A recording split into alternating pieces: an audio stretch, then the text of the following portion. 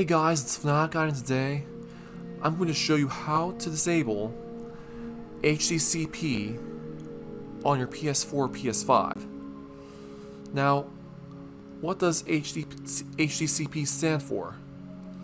It stands for High Bandwidth Digital Content Protection, and it is used to protect digital copyrighted content as it travels from a device to your TV, usually through an HDMI or DisplayPort connection. Now, the PS5 and PS4 have it, and you can disable it. The PS3 also has it, but you cannot disable it. So, I'm going to show you how you can disable it on your PS5. And I'm playing on a PS5 right now, so all more convenient. So go to your settings.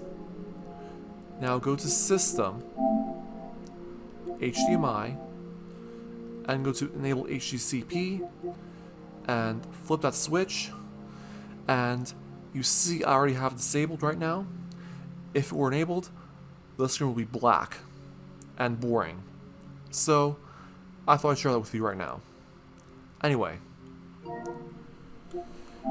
if you found this helpful, then please make sure to rate, comment, and subscribe for more videos, and I'll see you next time.